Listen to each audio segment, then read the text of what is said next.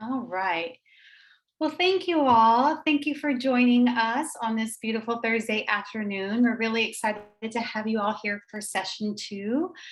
We'll be digging in a little bit deeper in how to become certified provider in the Wisconsin Professional Learning Partner Guide. And we are together today until 4 o'clock with hopefully some time built in at the end for questions. But of course, if you have questions as we go throughout the session today, please don't hesitate to throw those into the chat and we'll be manning the chat as we go along. So thank you. Thanks for joining us. We also, I'll be presenting today, and then we also have Charla Meyer from CISA 7 who will hop on in a little bit and talk about her experiences becoming a certified provider.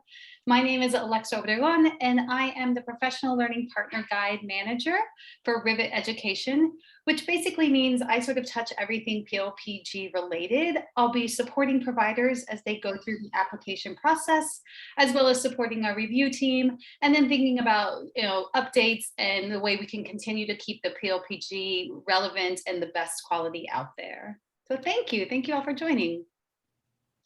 Here are our objectives today. So we want to talk a little bit about the requirements of applying to the Wisconsin PLPG.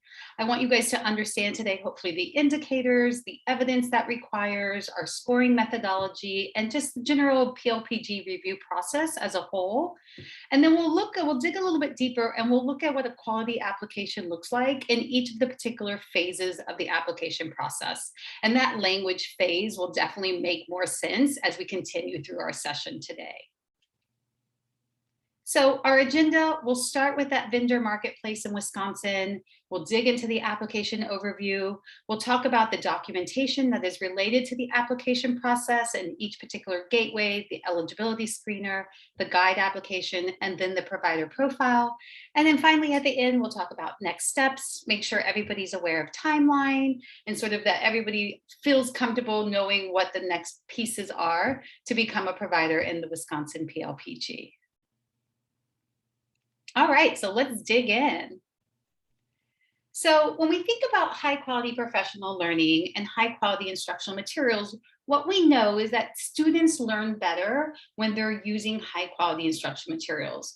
And what research is showing us over and over again is that you can improve outcomes for learning with high quality instructional materials in cost effective, scalable, and substantial ways. Increasingly, what we also know is that research says that when you pair high quality instructional materials with high quality professional learning, you can greatly enhance those improvements. Effectively, when we're asking teachers to use high quality instructional materials, we're asking them to make a shift in their teaching. And that shift in that teaching requires that high quality professional learning, really showing teachers how to use the high quality instructional materials to make sure that they're meeting the needs of every student. So what does it mean to be high quality professional learning? Specifically, we kind of have 5 bullets or 5 pillars. We're talking about HQPL that is specific, that is relevant, that is equitable, ongoing, and engaging. And I'm just going to touch briefly on each of these. When we think about specific, we think about that it's related to the materials that educators are going to use. We know that when you provide PL kind of on isolated strategies, those strategies remain just that, isolated and forgotten. We want it to be relevant. We want it to be relevant to the content area that they're teaching, to their grade level band, and of course, obviously relevant to the materials that they're being asked to use in their classroom. Equitable. We believe that using high quality instructional materials has an opportunity to improve learning outcomes for all students, no matter their past experiences, their level of socioeconomic status, or their race. Just like students need to be learning throughout the year, we believe that educators deserve the opportunity to have ongoing PL, addressing needs as they come up, and making sure that they feel prepared, adequately prepared to continue to teach using those high quality instructional materials. And then engaging, it should be collaborative, it should be hands-on, offering opportunities for discussion and reflection. So thinking about HQPL, again, thinking about those 5 specific bullet points. So specifically, as we said in our last call, that Wisconsin launched the Professional Learning Partner Guide earlier this year. And really, the goal of it is to point Wisconsin school and district leaders to a list of organizations that can provide those high quality services, thinking about those 5 bullet points we just talked about on high quality instructional materials. And our goal for today, really, we hope, is that at the end of the call, you feel ready and prepared to apply for our current review cycle to become a featured partner in the Wisconsin Professional Learning Partner Guide. Before we dive into that, I'd love to invite Charla Meyer to talk about her experiences on becoming a certified provider in the Wisconsin PLPG. She's joining us from CESA 7, and she's going to talk a little bit about how they're supporting districts in selecting and using high quality instructional materials. Hello, everyone. Hi, everybody. Charla Meyer, CESA 7. My office is based in Green Bay. I'm actually working from home today. But it's so nice to see all of you and welcome some familiar faces and some new faces. So welcome. Just a little bit about myself. This is my 4th year as the literacy specialist at CESA 7. I've dove into this work. Now I think this is a 2nd or 3rd year with my partner, Tina Lemons, who is our math and digital learning specialist. Her and I have been fortunate enough to be able to receive this training and go through some training and then do this work together. She wasn't able to be here today, so I am speaking for both of us. So excited to be here. Look forward to sharing our process with you. So I was asked to share our why we decided to go through the adoption process and then tell you a little bit about that process. So in all honesty, why we decided to go through this process is last year when this was presented to us in a DPI meeting, we thought it was an expectation. So just little humor there. We must be very good rule followers and compliance driven because we did it. And so then I remember at the very end meeting, I think we were meeting with Alexa and we were like, well, so how many, so what about everybody else? And so we were a little surprised. But anyway, I'm so glad we did this process. There were a lot of benefits from it as well. One of the benefits, I think, is that we were able to take some of our previous learning and our professional training and really focus it and fine tune it to make it high quality and ensure that it was high quality for our participants. We also were able to celebrate our growth and celebrate some of the things. We used a lot of the work that we were actually doing that we already had created. It was also an opportunity for us to get feedback because this team right here, they give you excellent feedback in the process as you're submitting your articles and as you're submitting your items that they want you to submit. You get a lot of great professional feedback from them. It made us examine it with a really critical lens of is this high quality? What is high quality professional learning? So it was really good for us to go through that process. And it also really made us reflect because Tina is the math and digital person all alone and I am the standalone literacy person. We don't have people that give us feedback on our own practices because we're there by ourselves doing this work. So that was something that came up in our review is that how do we get feedback in order to help ourselves improve? So that was something that Tina and I are now working on is how can we join each other and, do that sometimes to provide each other that feedback for each other. And I think another thing that rose to the top for us is just the really crucial importance of always getting feedback from your participants on implementation. How are they taking this learning to impact their practice? So those were some of our big takeaways and our big focuses, benefits that we felt going into this. So I just wanted to share a little bit of the process of how am I using this? I've got a few districts all over the place. I've got one district I've been working with for a while, but my most recent district, if you could click on that professional learning plan and open that for me, that would be awesome. Oh no, we didn't test that part. We test drove a lot of things today. Let me make sure. I thought everybody had access to view that. So and now my computer's working really, really slow. It won't open for me. Charlotte, I'm going to make you a co-host real quick so that you should be able to. Alexa, do you want to stop sharing your screen real quick? And then Charlotte, you should be able to share yours. Let me open it. Absolutely. Yep. Let me do that real quick. Okay. Okay. Try now. Okay. You can share your screen. Yes. Yes. Okay.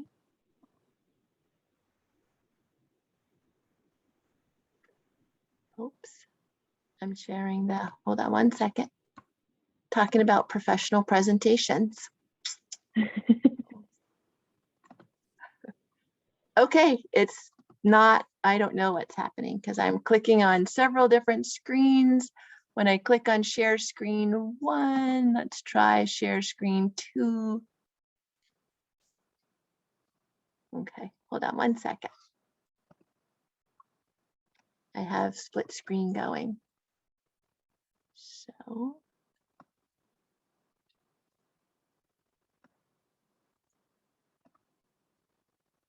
Are you seeing it now? The presentation? I see that, yeah, the background of the presentation, yeah. Okay, okay. Do you see my professional learning plan opening now? Mm-hmm. Okay. Yep. For some reason, my Google is very, very slow. So this is something that I created working with a district that had contacted me, elementary district. They're actually a private school, they're K-8, but they were interested, they were noticing some holes and gaps in their instruction, holes and gaps in their resources, and they reached out looking for some support with that. And again, I don't know why it's taking so long to open. Oh, there we go. So what I did for them is I just gave them what I'm going to do is tomorrow, I'm going to a staff meeting to introduce myself and explain this timeline. And I'm going to meet with teachers just on an individual basis, talking about what is working with their current resources and what is not working. And then I'm going to get to spend the rest of the day doing some classroom visits. They've created a steering committee, and we're going to create a vision and core beliefs. We're going to talk about the shifts in the standards, the opportunity myth, kind of the whole why, and develop a communication plan for their stakeholders. Then we're going to look at different instructional materials using the EdReports rubric. We're going to tap into at least 2 or 3 vendors to do quick presentations based on what we find in EdReports. And then we will get some training, hopefully this spring. Once they've narrowed it down, we'll get some training, and that will provide us what we need to be all set with a plan for piloting next school year. So that's just kind of in a nutshell the work that I'm working on with that particular district coming up. I have a couple of districts that are kind of in the midst of that, going in different places with that work. One of the tabs that I have on that slide when it opens is that admin support is crucial. Like that's what Tina and I have both found in the work that we're doing with districts, is getting the leadership on board is really, really important because they're there all the time. Another district I have worked closely with administrators, but also the literacy coach. She's a crucial part of the team as well and helps me. We plan together. And we create a lot of templates together, establishing that purpose, getting all of the teachers ready for this process. Are they all bought in for the why? Why are we doing this and why this process? What I found truly helpful is that when we talk about their core beliefs and we identify their core beliefs, equity really, really, really shines through. Everybody wants high quality instructional materials for all learners. They want all learners to access educational materials that are high quality with rigorous expectations. And so when they write their core beliefs, what I've done is I've actually turned their core beliefs into a rubric so that when they're looking at high quality instructional materials, because EdReports doesn't rate every single factor. It's more focused on the standards, not necessarily culturally responsive and reading and writing identities and windows and mirrors. So by using some of that language and their core beliefs as another lens at looking through high quality instructional materials, we really get that feel for this has to fit you. This has to fit your district. It has to align to your vision of excellence and where you want to be. It really is truly grounded in equity. Next slide, please. Oh, it's me. I'm in control. We also use this to really ground our work as well. This was something that was shared with us in one of our previous trainings with DPI, this whole idea of high quality instruction. We really embed that it's not just aligned to standards, it's also aligned to the expectation of high quality instruction. And what does high quality instruction look like? DPI has on their website the high quality equitable practices. We use that as well to really get everyone on the same page of, it's not just a shiny box. We really have to think about our instructional practices and how do our instructional practices help all students have access to high quality instructional materials. And then the last part is we really, we followed this little process here. We plan our process with the team.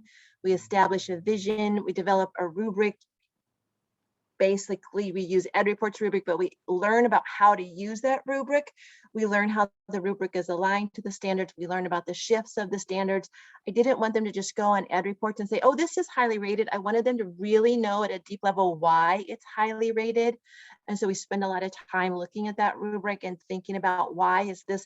One of the activities I did with one district is we looked at a highly rated resource and a low rated resource and talked about the difference in those. And then we review and we plan for the pilot, and the pilot really needs to be transparent. It needs to be very well planned, very well articulated, so everybody is on the same page. So if you have any questions at the end, I'm happy to answer questions, but that's a little bit about Tina and I's role and the process we've been through, and also the process of becoming part of the PLPG Wisconsin book. Thanks, guys. Thanks, Charlotte. Thank you so much. I will stop sharing. Thank you. Thank you so much. We really appreciate that. All right, so I'm going to come back to my screen. Everybody can see it okay? Just thumbs up really quickly. Perfect. Charlotte, thanks again. I think that was really insightful, obviously, in terms of, how going through the process was beneficial to you all as an organization, but then also the next steps, right? The important work that you're doing in Wisconsin and supporting districts in Wisconsin. So thank you so much for that. Really appreciate it. All right, so we are going to hop in kind of to the next objective and the next part of our agenda, which is really where we're going to spend the bulk of our time today, which is supporting you all and kind of going through the different steps in the process to be featured in our Professional Learning Partner Guide and the Wisconsin Professional Learning Partner Guide. All right. So let's kind of big overview. Let's talk about what does that process entail. First of all, it's understanding sort of why we've created this. And it really was driven by our belief that teachers and students deserve the very best quality, is one of our core beliefs at Rivet. And because of that, we've designed a very thorough application process so that any provider that is featured in the PLPG really reflects the level of quality that we believe students and teachers deserve. So when an application comes in, it undergoes a thorough review process by our trained team of educators. These are educators from across the country who are really selected because of their expertise in high quality instructional materials. They use Rivet's scoring and evidence guide to guide them through the review, and they're assessing whether or not the artifacts that are submitted have enough evidence of robust HQIM aligned services across 4 particular phases. And those phases are adoption, launch, ongoing support for teachers, and ongoing support for leaders.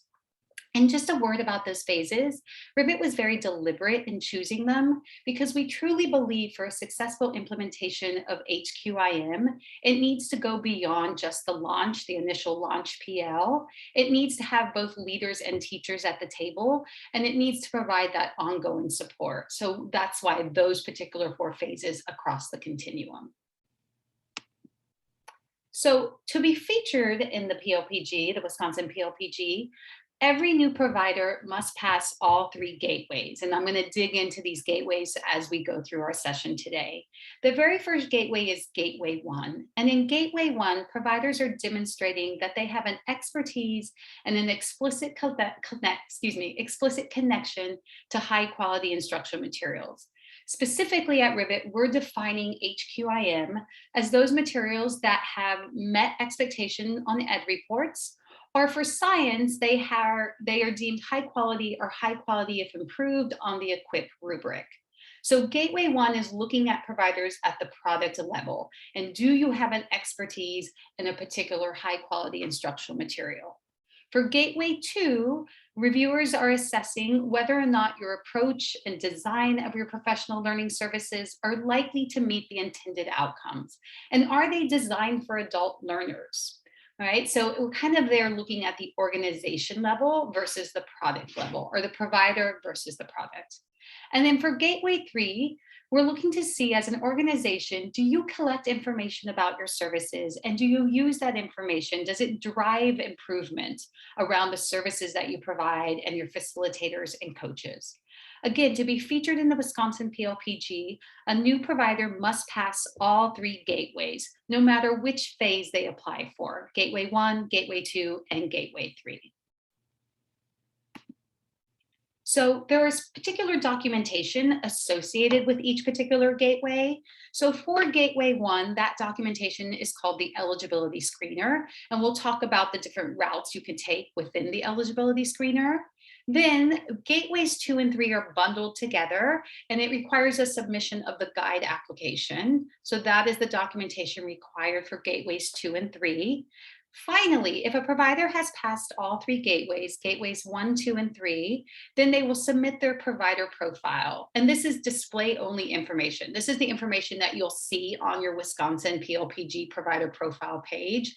And Rivet does not evaluate this information, right? So 3 gateways, eligibility screener for Gateway 1, guide application for gateways 2 and 3, must pass all 3, and then you would collect the information for your provider profile. So one of the things we strongly encourage every new provider and even existing providers to do as they begin to sort of think about the application process is to go to our scoring and evidence guide. And I'm actually not going to hop over it today because we're going to look at the indicators as we go phase by phase.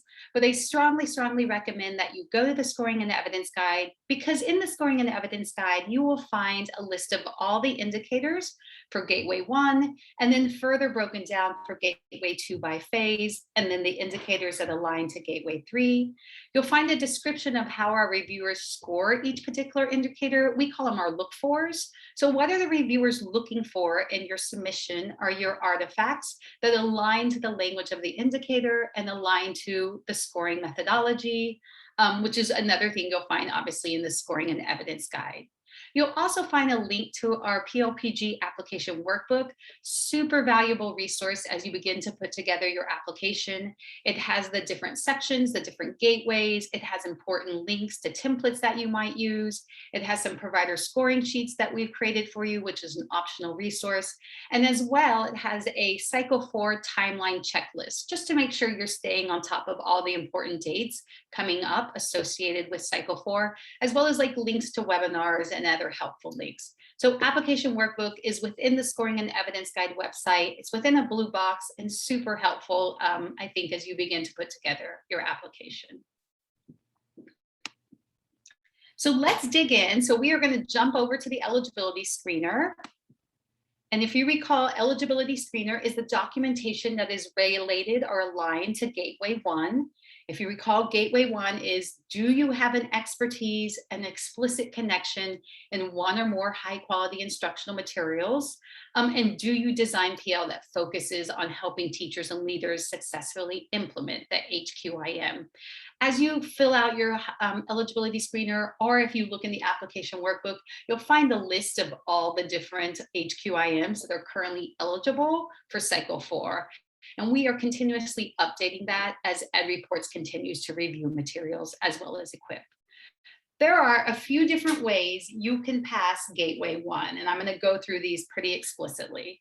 The first one is you are the publisher author of the material. If that is the case, you would simply check a box saying I'm the publisher author of the material, and you have completed Gateway 1. You would submit that submission, you would send in your eligibility screener, and you have passed Gateway 1. The second way is you have a letter of assurance from the publisher or author attesting to your expertise. If this is the route you would take, you would indicate that you're going to include a letter of assurance, you would upload that PDF and then submit your eligibility screener. We have a template available for you if you're kind of wondering, oh, what does that letter of assurance need to look like? And that link is available within the application workbook. The third way, which requires the most heavy lifting on a provider's part, is that you would collect artifacts demonstrating your expertise and explicit connection to a high quality instructional material, along with a cover letter. Currently, you have 200 pages, a limit of 200 pages that you may submit in that PDF, and you have a word limit on that cover letter. I believe it's about 500 words, but don't quote me on that. So these are the three main ways you can go through, the different routes you can take to pass Gateway 1. There is actually a fourth way, and that fourth way is you are only going to apply for the adoption phase in Gateway 2. Because adoption PL is curriculum agnostic, meaning you don't necessarily have to have an expertise in a specific HQIM, you would simply indicate on the eligibility screener that you are only going to apply for adoption, you would submit your eligibility screener, and you have passed Gateway 1. You still are required to submit documentations for Gateway 2 and Gateway 3, but you have completed the requirements of Gateway 1. All right, so that's the eligibility screener. Let me pause. Annie, do we have any questions coming in the chat, or anybody want to unmute and ask any clarifying questions? Yeah, just one point of clarification, just to give an example for number 2, because I think sometimes people are like, what do you mean by a letter of assurance? So for example, last week, Stephen from CESA 2 shared that like he's undergone illustrative mathematics certification program where he has become a certified facilitator of illustrative mathematics. So that certificate that Stephen received from illustrative mathematics would be used here as like a letter of assurance to demonstrate CESA 2's expertise in IM. So I wanted to help him like, so, yep, yeah. And in our scoring and evidence, and I can drop in here in the chat too, we do have a link on our website that shows like there are several publishers that do this type of certification that we can share with you guys. So there's like 5 of them that offer like actual certification programs to become an expert on their product. But no other questions are in the chat, Alexa. Okay, thank you, Annie, for that. Stephen, hopefully that's clarifying because I know we had a conversation about this just yesterday, so thank you. Great, eligibility screener, Gateway 1. So just to kind of give you some specifics about it. So Gateway 1, again, expertise in the high quality instructional material. I'm going to say this a few times.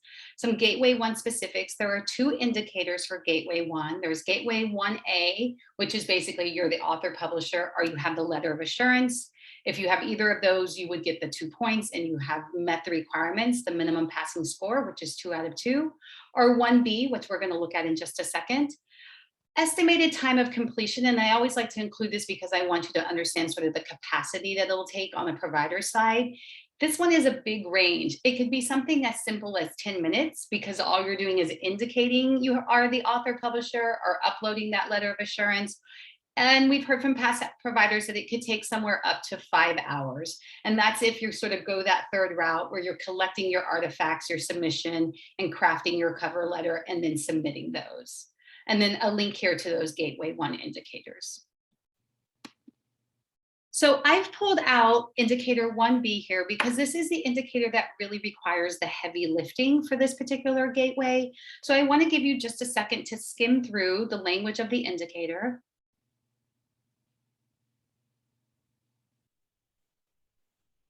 And it's really kind of what we've talked about, right? We talked about what the essence of Gateway 1 is, the design, the approach, the structures. Do you have an expertise in these instructional materials? And then here's the scoring for that particular indicator. So take a second to skim through the scoring. And as you're doing so, I want you to think about what are the differences, what are kind of the delineating factors between a 2 and a 1 and a 0.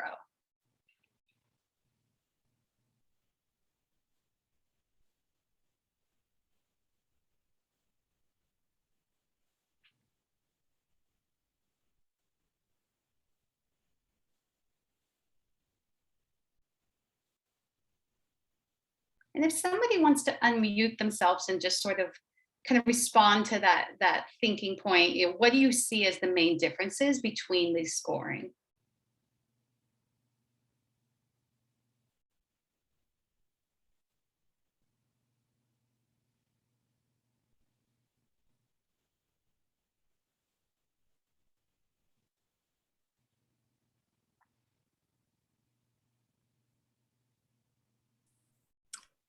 I can share. I noticed that the professional learning for 0 points, it's not aligned at all to the high quality instructional materials, whereas it's like partially aligned or fully aligned to those materials for 1 or 2 points. Yeah, that's right, April. Thank you so much for sharing. And I think that's exactly it, right? Like everything that what you submit should be explicitly rooted in that high quality instructional material versus making that cursory or sort of passing references to it. There's kind of one other big standout, I think, between the scoring methodology for this indicator. Anybody else want to take a stab at it?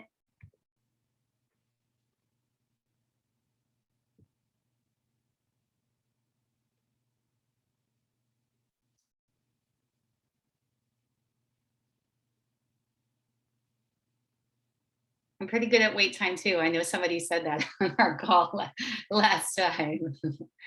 Classroom teacher for a while.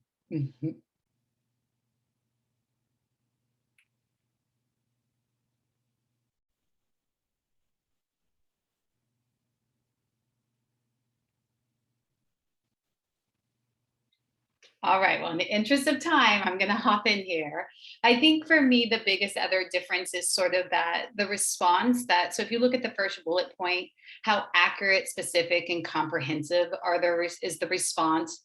So that's 2 points, whereas at 1 point, the response may have some inaccuracies or it's vague or scant versus the 0, it contains significant inaccuracies. So just thinking about sort of how you're responding to the approach and design of the HQIM and really showing that you know it well. Just as a reminder, to pass Gateway 1, you have to have 2 out of 2 points. So you're really, if you go this route, you're really looking for those 2 points, right, for this particular indicator. And then here's a list of what our reviewers look for and record for this particular indicator. And one thing I always like to voice over is that our reviewers don't use this like a checklist, right? They're not saying, I'm looking for every single piece of these look fors, but instead use it as a guide as they're reviewing artifacts. So take a second just to skim that.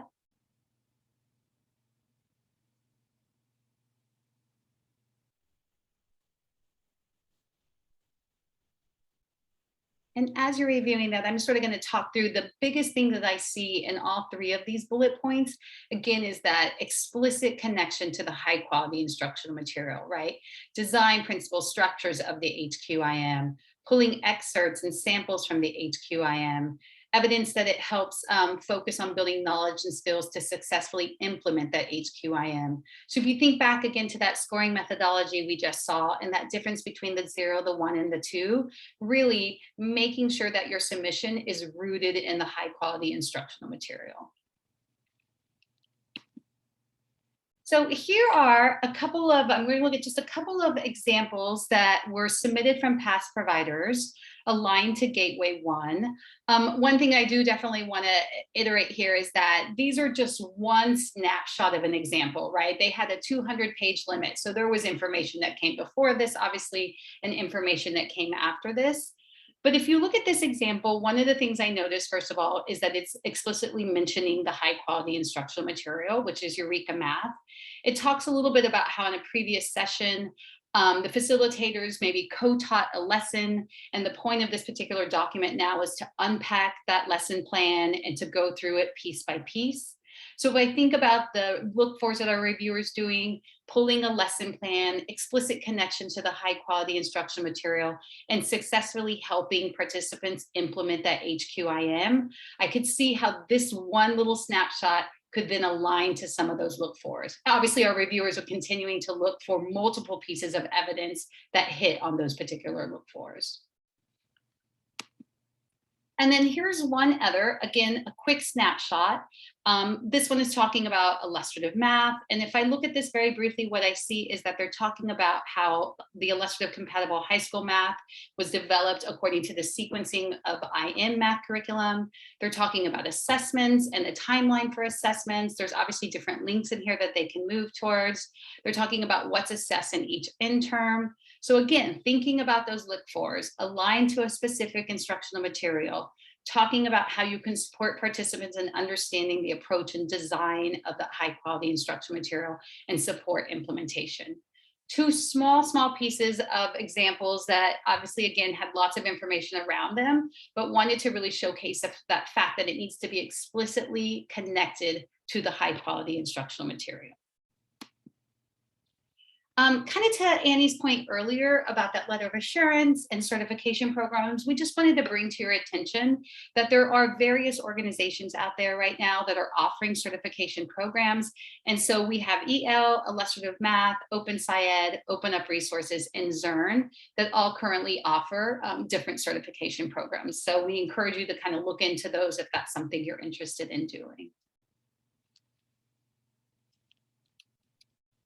All right. That's kind of the yeah. Alexa? Go ahead, Annie. Yeah. Sorry, one quick question. Just want to, for clarification, going back to, do they need to identify a specific resource or text in the application process that would be able to, that they can support? And Darcy, can you confirm, do you mean, you don't mean specific curriculum, or do you mean like a specific text within a curriculum? I just want to get clarification. Yeah, that's a great. Yeah, no, I think a specific, if you're calling it curriculum, you know,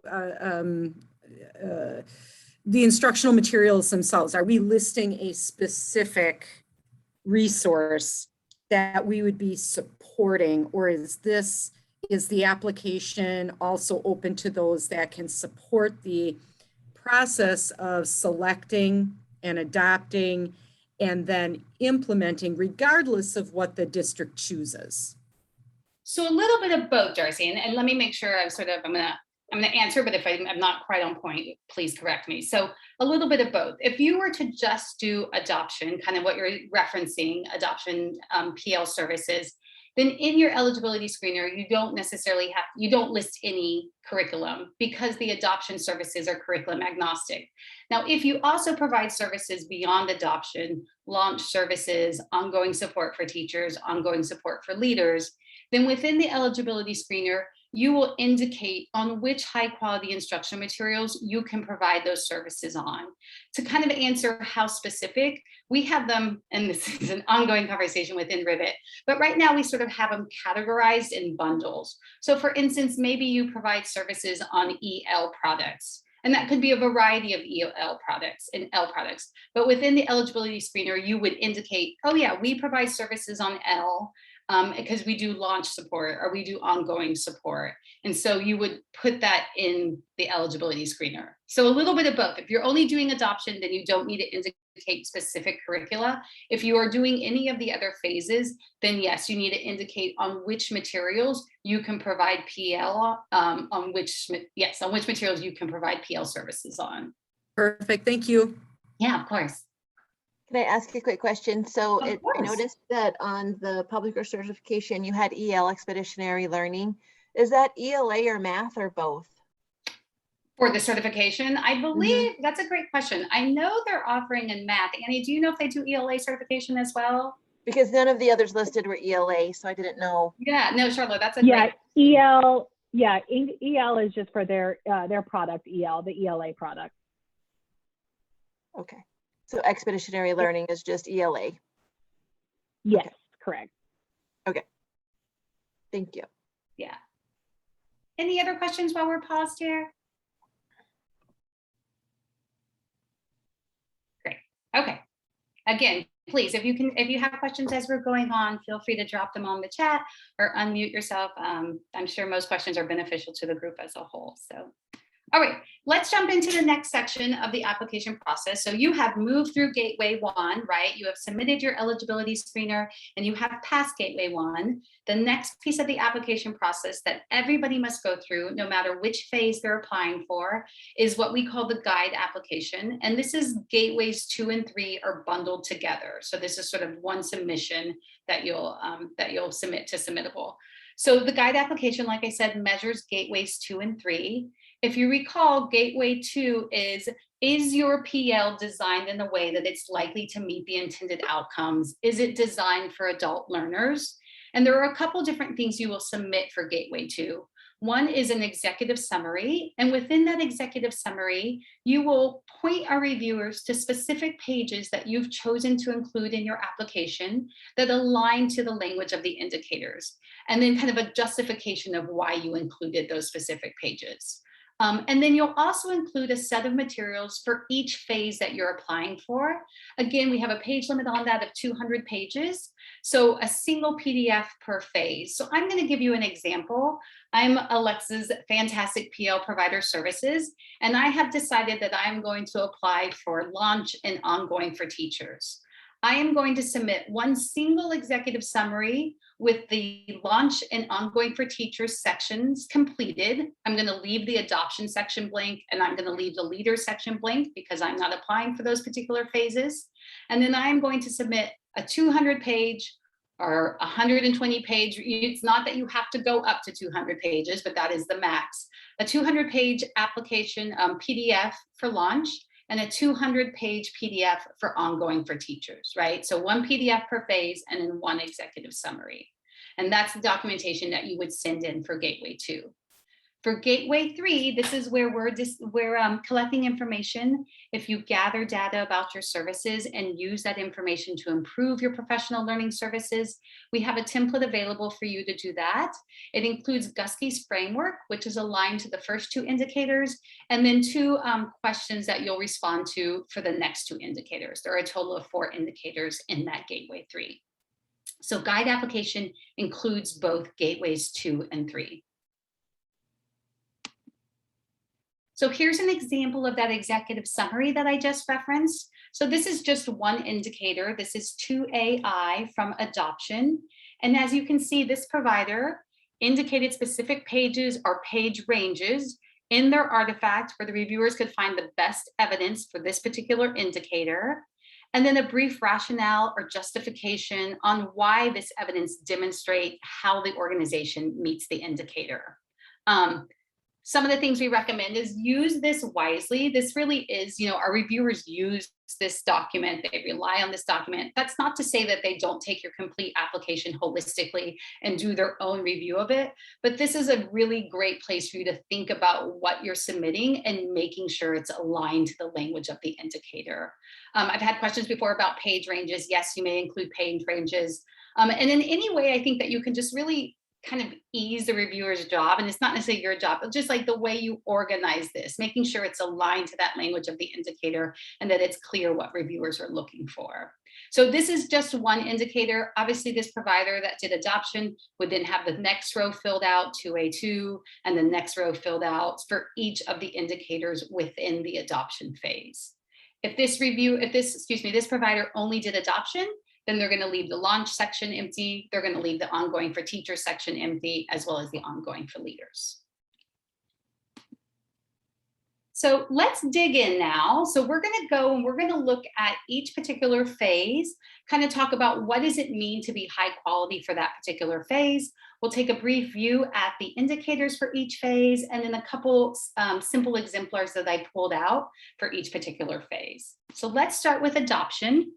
What does Rivet define as high quality adoption PL? Well, we think it has to have clear objectives and goals and connect to a broader set of objectives. It's supportive in defining a shared content specific vision for excellent instruction. So I'm thinking about the information Charla shared with us and how some of her work was in creating that vision, right? And articulating and supporting the articulation of that vision. It clarifies the role HQIM plays in achieving that vision. And then it's focused on investing stakeholders, a wide variety of stakeholders in the vision and the execution of an adoption process that leads to the procurement and implementation of HQIM. And then finally, you'll see that every phase ends with this last piece, which is it high quality, clear structure, flow, and format. So kind of the big pieces of what we define as high quality adoption PL. Here are the specific indicators for adoption. So I'm going to give you a second to skim through those.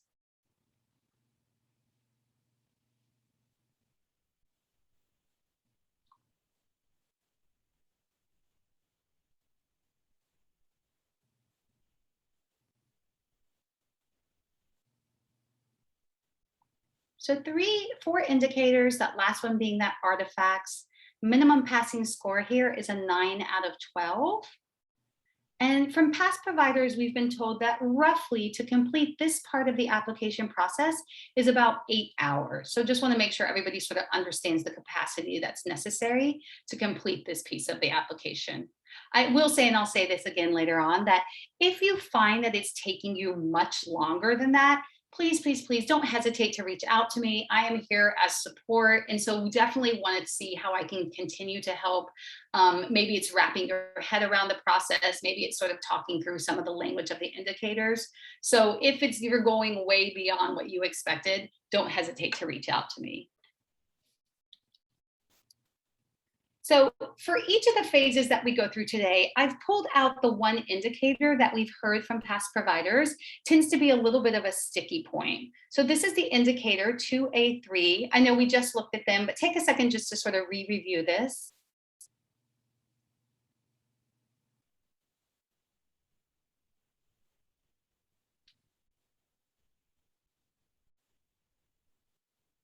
And I know one thing that's been helpful for me as I dig into the language of the indicators is I actually just get a highlighter and I highlight like important words that jump out to me to make sure I really understand what this indicator is asking. So some of the things that I would highlight is that school and district leaders to invest stakeholders, not limited to teachers, that content-specific vision, and then execution of a selection and adoption process. So kind of 3 different pieces that I see here. 1, how are we including a wide variety of stakeholders? How are we aligning it to a vision, right, for excellent instruction so that it leads to a successful adoption process and a successful implementation of the high quality instructional materials? Here is the scoring for that particular indicator. So 4, 2, or 0. Not all indicators are the same. Some are 0, 1, 2, some are 2, 0. Take a moment to review the scoring. I'm going to ask that same question I asked before. What do you see as the primary differences between a 0, a 2, and a 4?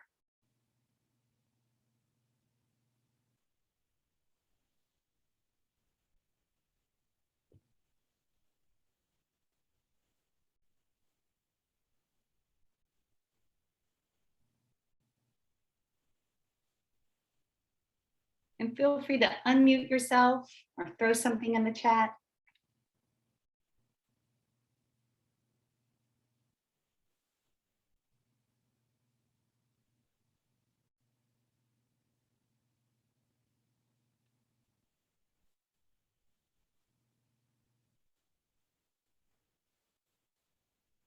Anything jump out?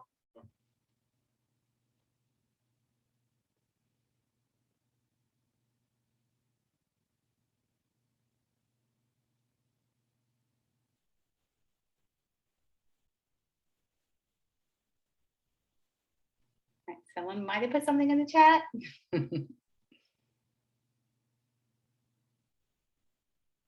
right, we got a couple coming in. Yeah, so do you want me to read them? Would it be easier, Alexa? Sure, Mary, that'd Okay. be great. Thank you. All right, so April shared that adoption that results in the selection of HQIM. Yes, April. And Mary Jo, to get for stakeholders beyond teachers must be engaged or engaging? Yep, perfect. Must be engaged. Yeah, sorry. Thank you. Yes, I think that's exactly right. And then the last piece I would just sort of add there is that vision, right? Making sure that it's connected to that vision for excellent instruction in the selection process. Perfect. Thank you all. And here are the look-fors that our reviewers would use for this particular indicator. As a reminder, it's not a checklist, but instead guides their reviews. So I'll give you a second just to skim through those.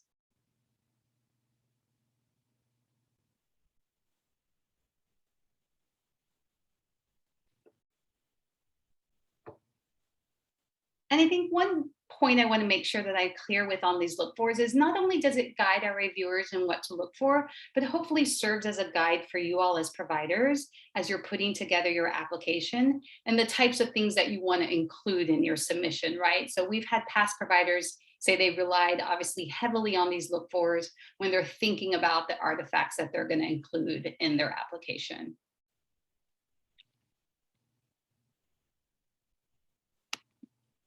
All right, so let's look at just a couple different examples.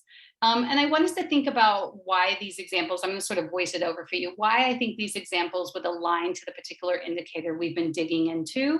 Again, these are just a single snapshot. There was obviously lots of other information that came before and after. But I think this one in particular is speaking to the stakeholders, right? Speaking to convening a steering committee in that selection and adoption process, talking about the benefits and the trade-offs, and then how to determine to make that final decision, sort of what the steering committee will be responsible for. So if I think about the language of the indicator and I think about the scoring, that was one of those pieces, right? How are we investing stakeholders and then also engaging in that adoption process? Part of it being convening this steering committee. The next three I'm going to put together. So this is a slide that came from a past application. So it's obviously a screenshot of ed reports, and it looks like they're going to focus here or talk about the focus and coherence. Then we have, and we looked at this with Charla's, we have this plan for adoption, right, and implementation, the various phases, and then Charla did a great job of voicing over how they dig into these different phases, you know, the 1.3 and the 1.4 and how they support districts with that. I would assume that in the application process, in the application that this provider submitted, they talked a little bit about that. They talked about how they use this to support districts with adoption. And then finally, they kind of dug in kind of to that point a little bit more with phase one here, selecting and reviewing instructional materials and what are indicators of successful implementation. So that vision, again, involving educators, training the team on the vision. You'll see how that vision starts to weave back in here. So again, if I think about these three different artifacts cohesively, and that particular indicator we've just been diving in, talking about investing stakeholders, thinking about the vision, and then how do we engage in a successful adoption process that results in the procurement of HQIM. Any thoughts about those? Awesome. So that is kind of a deep dive into adoption. So we're going to follow a very similar pattern and continue forward with our next phase, which is going to be our launch PL services. So we'll begin just like we did with adoption by defining what is high quality launch professional learning.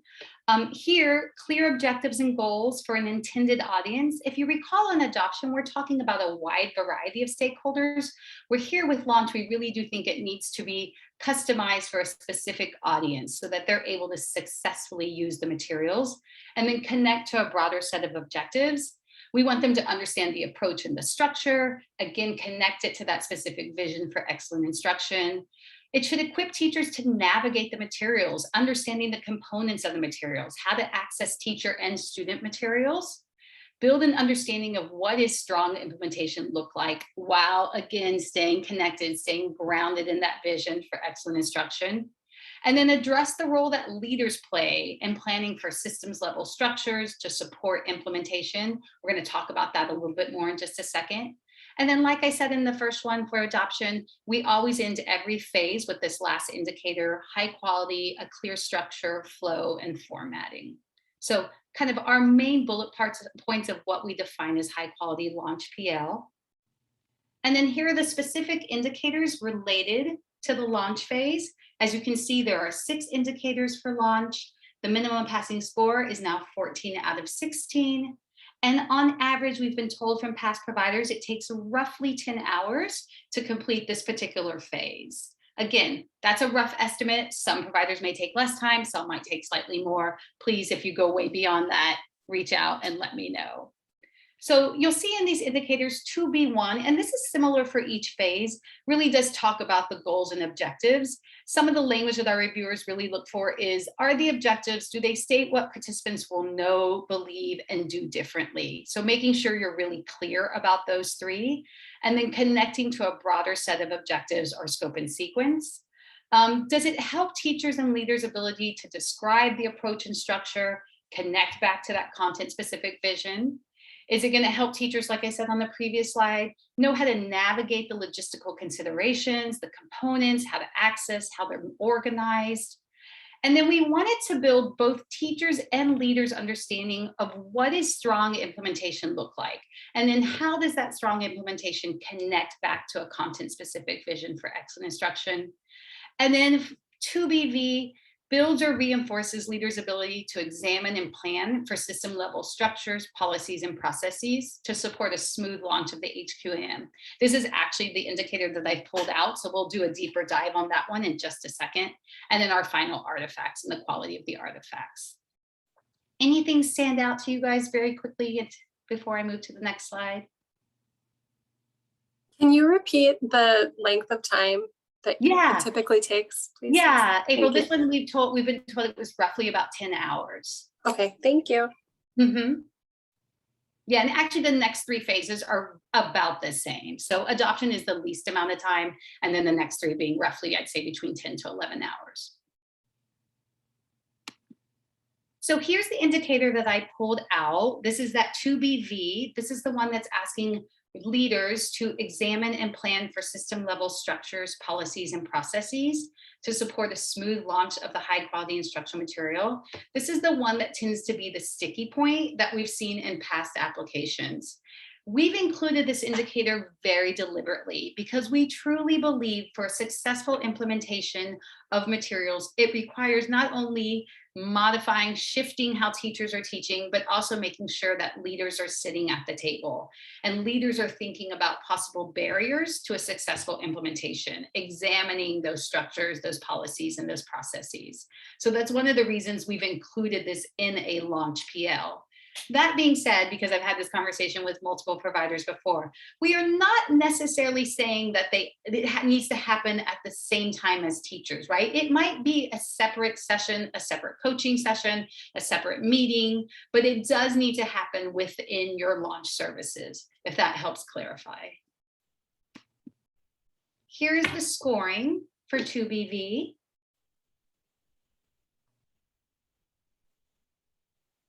And the main difference here is really just the language. So multiple system level structures versus minimal system level structures versus it just doesn't do it. It's not really supporting leaders and being able to examine these systems level structures. And then here are the look fors. And one of the things I just want to point out here for the look fors are some of the examples we've provided. So asking leaders to look at funding, budgeting, class schedules, lesson planning policies, grading policies, assessment policies, observation protocols, collaborative planning time for teachers, professional learning calendars, etc. By no means are we saying that your PL and your artifacts need to touch on every single one of these examples. This is really just as a guide to give you an idea of when we say system level structures and policies, what are we referring to? And again, one of the other things that our reviewers are really looking for is opportunities within the PL to examine and plan for. So I'll give you an example of that. I think a good one is sort of, preparing leaders to think about class schedules.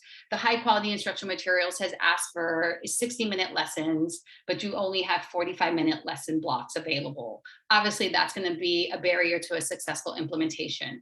So possibly in the professional learning services, it's an opportunity for the leaders to actually sit down and think about how they can revamp their schedules. That's kind of more what we're thinking about when we say examine and plan versus just handing out sort of a documentation that says, here are some things to think about. So hopefully you can kind of see the difference in that. So really opportunities to engage in this process and to sort of unpack some of these things within the PL. So I'm going to show you just a couple of examples here. And again, I'll voice these over. So again, one single documentation that came out, but this was about holding a meeting with administrators to reflect on the initial rollouts and then focus on the next phase of implementation. So thinking about what's going well, thinking about what might need to be adjusted, thinking about, okay, just access to the materials. Is everybody able to log in? Have there been any issues and how are we addressing those issues? Thinking about the focus for the next phase of implementation. Classroom models. Do we have an admin report? Do we have schedules for visiting classrooms to ensure that students are using these materials? Small group lessons, independent lessons, and then some other sort of documentation here about schedules and how to support with schedules. So here's one example for administrators. And then one more example, promising practices for administrators. So thinking about communication, how are administrators communicating the goals and the philosophies for a particular HQIM? How are they supporting team building and resource allocation? Administrative support, recognizing teachers who are effectively implementing, and then how are you providing additional support, things like professional development, classroom visitation, planning time, and then monitoring. How are you continuing to monitor the effectiveness of the implementation? One thing I would say, and this might have been the pages before this one or after, I would hope alongside this particular list was exactly what I sort of referenced before. So how are you sort of talking administrators or leaders through these different phases, or at least giving them opportunities to dig in deeper to this resource? And that is the launch. Any questions about launch before I move on to ongoing support? We've got 2 more phases, ongoing support for teachers and then ongoing support for leaders. Not seeing any in the chat. All right, thank you so much, appreciate that. Okay, let's dig in now. So again, we'll start with what is our definition of ongoing for teachers, high quality ongoing for teachers, PL. You'll see that that first number is very similar with clear objectives and goals, what your participants will know, believe, and do differently in their daily work. We want to expand and confirm understanding of what strong implementation looks like, again, connected back to that vision for excellent instruction. A little bit deeper here in terms of really supporting teachers with lesson planning and units while internalizing, and that internalizing is a big point I want to make, that internalizing protocols and routines to use within the lesson planning process. So not necessarily just handing out a lesson plan template, but giving opportunities for participants to really dig into lesson planning so that when they leave that particular professional learning opportunity, they feel equipped to go back and continue the work in their classroom. And then equip teachers to address the diverse learning needs of students using the supports embedded within the high quality instructional materials. Here are our indicators for ongoing for teachers. We only have 5 indicators for this particular phase. Our minimum passing score is 11 out of 14. You'll see somewhat similar to what we just said in terms of defining it, clear objectives, building understanding of what HQIM looks like, planning time, equipping them to address the needs of diverse students, diverse or individualized learning needs.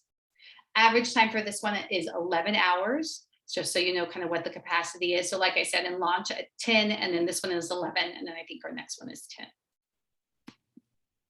And this is the indicator that I've pulled out for us, the one that seems to be the most challenging for providers in past applications, is this addressing the needs of students with diverse or individualized learning needs. And the last part of this sentence, and you'll see this in the scoring, is really what I think makes the difference here, is with a focus on using HQIM embedded supports. You'll see kind of in the scoring here, the difference is a 4 is helping diverse or individualized learning needs using those HQIM embedded supports. A 2 is helping those students, but little regard for the HQIM support, embedded supports. And this is actually kind of what we see often, is that, providers have submitted artifacts in terms of supporting students, but they're not agnostic, but they're not rooted in the high quality instructional material. So making sure that they're rooted in those materials. And then the 0 is really just no evidence of helping teachers support students. And here is what our reviewers will be looking for. So take a second to skim through that information.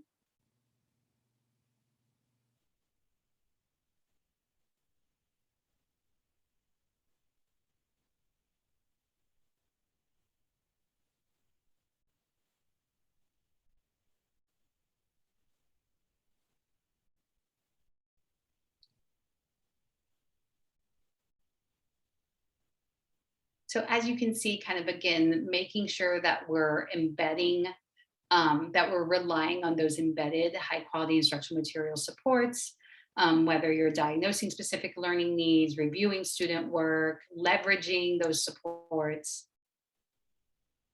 So I'm going to show you just kind of a few different examples and walk you through them. So the first one is this expressive language approach.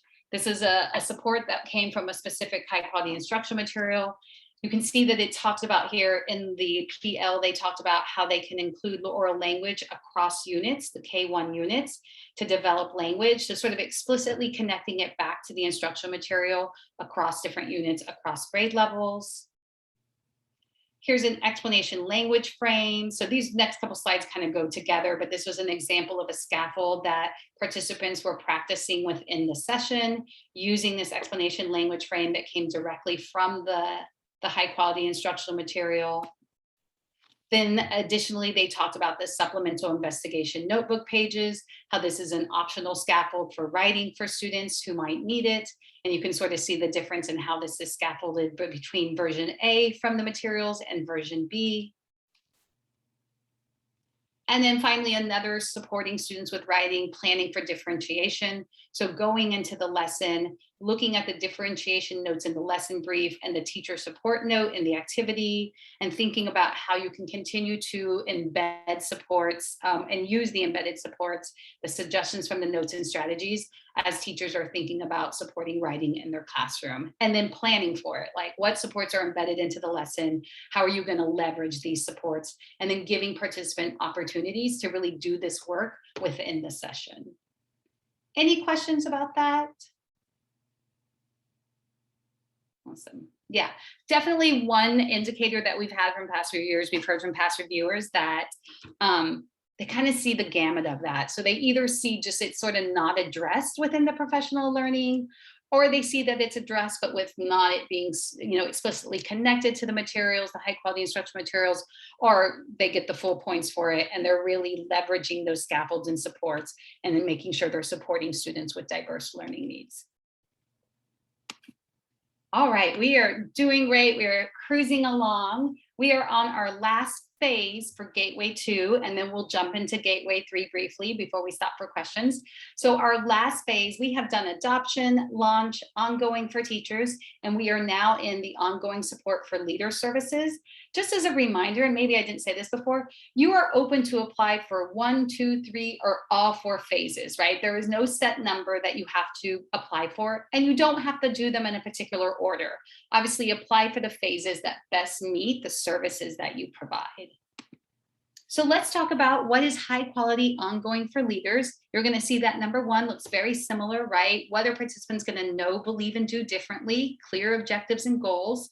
Then the rest of these, because this is a PL designed for leaders, are going to be obviously focused in what leaders are doing to support implementation. So can leaders articulate that vision for implementation connected to a vision for excellent instruction? Are we helping, and this is very similar to the launch, but asking them to go a little bit deeper. Are we preparing leaders to examine and adjust system level structures to support implementation? And then are we supporting leaders in their ability to monitor student achievement and provide feedback on the quality of implementation? Here are indicators for ongoing for leaders. Minimum passing score of 11 out of 14, time frame very similar to the last 2 phases, about 10 to 11 hours. And you'll see that our definition is very similar to these indicators, with clear objectives and goals, articulating vision, supporting on structures, policies, and processes, and then monitoring and identifying trends on the quality and the level of implementation of the HQIM. So the one sticky point here in this particular phase is 2DIV. So if you'll take a second to read through that one.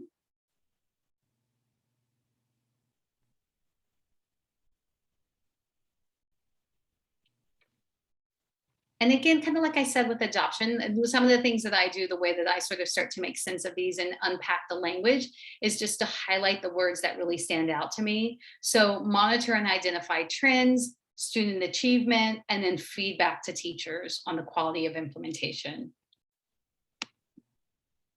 Here is our scoring for that particular indicator. So same question, read through it, and what do you see are the differences between the 4, 2, and 0?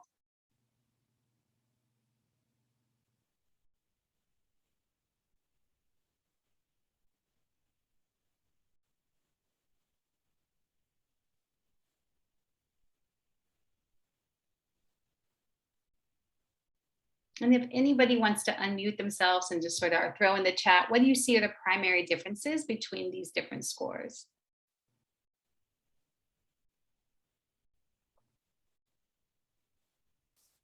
To get a 4, the leaders have to be able, or should be able to provide feedback that's aligned to the materials and is supportive rather than just for evaluation purposes. Yes, April, exactly right. Align to the HQIM and then support. That's the primary purpose rather than to evaluate. So the other side of that is that in a 2, they may be giving feedback, but the tools aren't always aligned to the materials.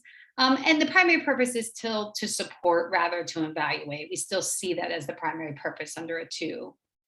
And then a 0, right, they're not able, the PL hasn't supported leaders' ability to monitor and provide feedback, or it does so in a way that is evaluative or is going to undermine trust. So kind of, thank you, April, the kind of primary differences between those 3.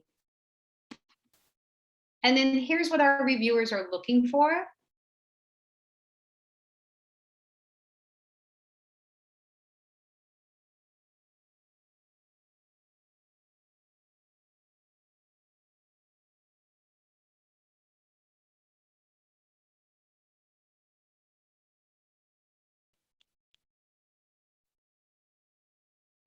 And then just like we did with the phases before, let's look at a couple different examples. So here's the first one. So these are learning together look fors. And you can see that it's sort of broken down by the lesson. So lesson structure, lesson closure, student communication of mathematical ideas, assessment, teacher behaviors that a leader might be looking for, and then student behaviors that a leader or somebody who's observing might be looking for. So again, the point of the observation is focused around the level of implementation of that specific material, right? About the lesson and how well a teacher is implementing a lesson from the instructional materials. And then one more, this one was kind of again, all of them have been, but part of a bigger piece where there are a variety of tools. So there were surveys, there were focus groups and interviews. So you can see under this focus group and interviews, panels of staff to talk about implementation and student impact, to gauge, focus group questions to gauge the level of implementation. Users, leaders, and coaches may use those questions to interview teachers, and then a little bit more information on how to use the tool and how to use the results. Same thing with the survey, collect data from students, teachers, and leaders about their perceptions and beliefs, quantitative and qualitative. And then they can be used by teachers, coaches, and schools to really tap into those beliefs and experiences as self-reported. So I think it speaks a lot to the fact that it is really to get feedback as opposed to being evaluative and thinking about how to use that feedback and how it may influence implementation and next steps. And then here's one more. So criteria for observation, data collection, and feedback. Observation and data collection coupled with focused, descriptive, non-evaluative feedback. So explicitly stating that that is not the point to be evaluative. Really specific to teachers' goals for the coaching cycle and incorporating observations. They outline here the principles. We're empowering our leaders in their learning. Student success drives our practices. And then going deeper in terms of the components of support. So pre-observation. And then here's kind of, if we were to continue down, how it's aligning to those instructional materials. So the target for the day, coaching cycle, and then going into the lesson after that. So big takeaways. We have made it through all 4 phases. Yay. So hopefully one of the big takeaways, or some of the big takeaways I want you all to leave with today is, one, there is no one right way. We are not saying that to be successful on your application for the Wisconsin PLPG, it needs to be a deck with facilitator notes, right?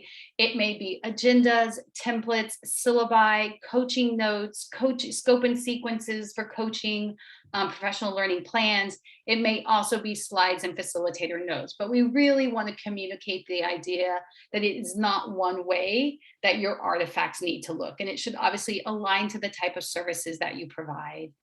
Choose wisely though, lean on your look fors, use those look fors as a guide when you're choosing your artifacts, and choose them wisely.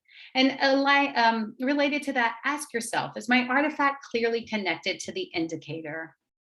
And then use the resources and the materials that we've provided for you. You have the PLPG application workbook. You have obviously the scoring and evidence guide. You have those provider scoring sheets. So whichever works best for you, but obviously hopefully lean on those resources and then lean on myself as well as a resource for you. All right, we are in the last part of the application process, which is the Gateway 3. If you recall, Gateway 3 is asking, do you collect information about your PL services? And then do you use that information to improve your services? There are 4 indicators for Gateway 3, 3A through D. Your minimum passing score is a 6 out of 8, so each indicator is 2 points. And the estimated time for completion, roughly 4 to 5 hours for Gateway 3. This is an example of a completed template. So we have this available for you. You will fill out this form. It's the Gusky template. The first 2 indicators, 3A and 3B, are aligned to your responses in the Gusky framework. And then there are 2 other indicators with spaces for you to respond to those. So there are actually 5 levels to this Gusky level template. We have 4 of them here: participants' reaction, learning, organizational support and change, and then use of knowledge and skills. And then what you'll fill out are these boxes here. So how do you measure effectiveness? What results did you achieve? And then how do you use that data for improvement? This word limit has actually been bumped up from when this one was given to us from a past cycle. So I think you have 100 words per cell. A couple helpful tips here.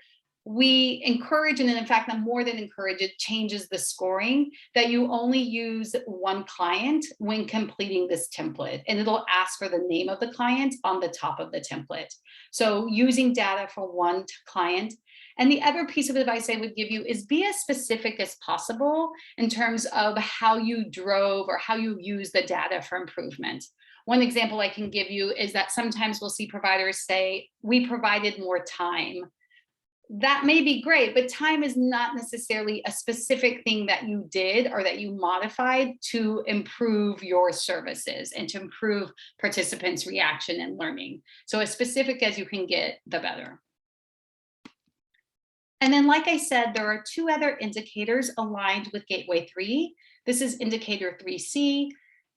Indicators 3A and B are really looking at your services holistically, right? Thinking about your services and how participants react and what they learn. Indicators 3C and 3D are focused on how you improve facilitator and coach effectiveness. So 3C is how does your organization measure the effectiveness of coaching and facilitators in your organization? Limit 200 words, and I have an example of a response here. I'll give you a moment to kind of skim through that.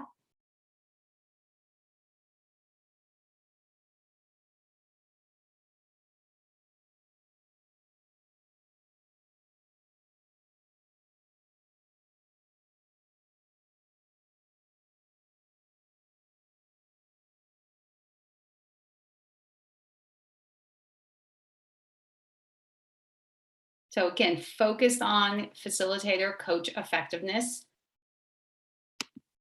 And then indicator 3D is sort of the other side of that coin. So how do you collect data, and then how do you use that information to improve the effectiveness of your facilitators and coaches? And the question is aligned exactly to that. Additional training, coaching support.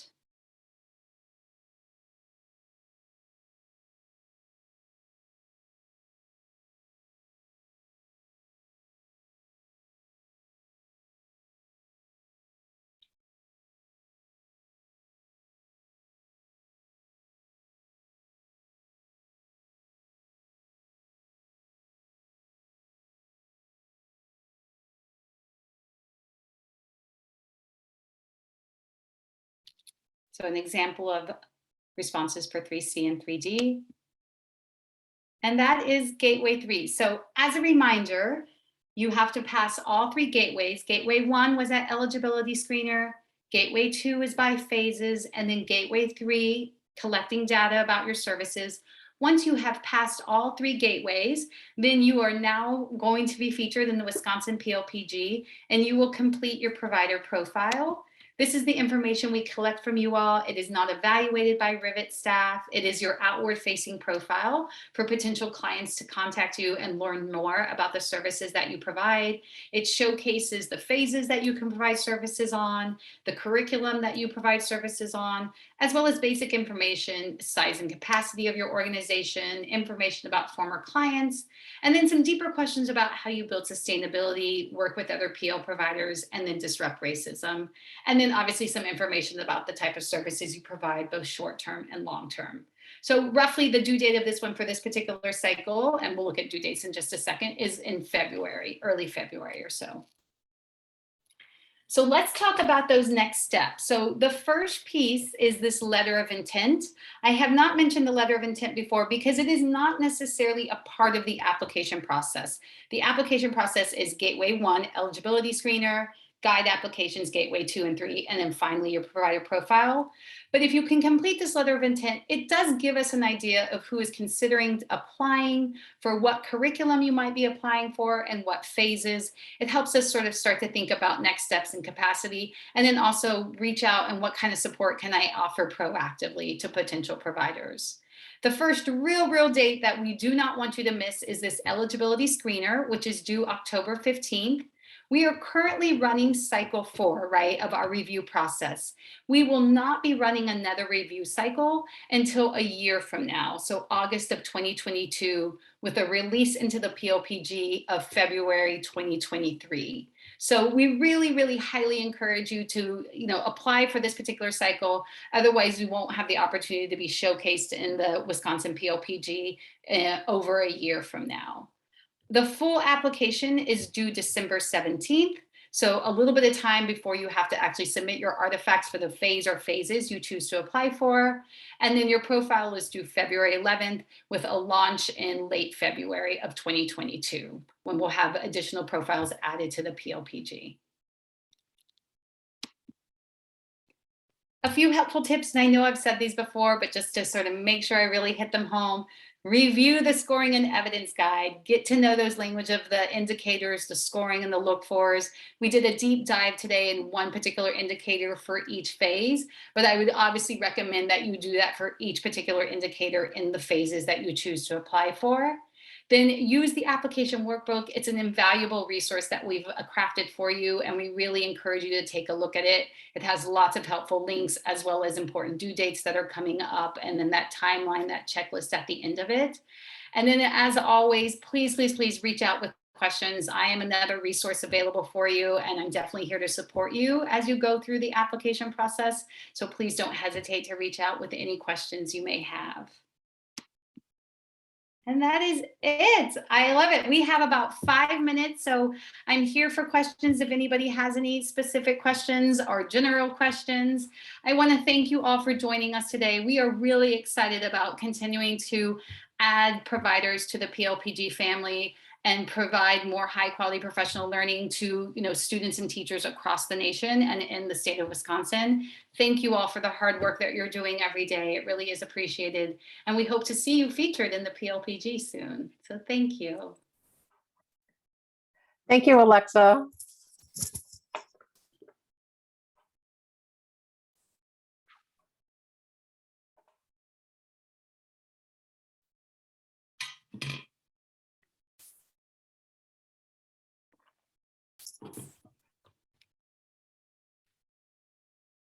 Thanks, April. I know this was a lot. You were very new to this work, so I appreciate you jumping in. Yes, April, thank you. Thank you. It's a lot, but it's starting to all make sense. I'm doing some work with the IMPL and the illustrative math training, and I'm like, oh, now I know why they're sending me to all these things. So fantastic. Well, it's starting to click. Yep. Email me if any questions you have. And Charlotte, thanks for sharing too. Thank you. Yes. It's much more meaningful when we hear the stories of the people doing the work. Yeah. Thanks, Charla. Yeah. Thank you. All right. Right. Yeah. Good job, guys. Yeah, it went well. I was worried about time. It was a lot of information, so. I know. Did you get my text? I was like, 30-minute warning. I know. But no, I think, No, it was great. I think it went well, definitely. It's so much info. Obviously we will share the recording with folks and, hopefully they'll listen to it on repeat, but also like pick you up to reach out to you, Alexa. Definitely.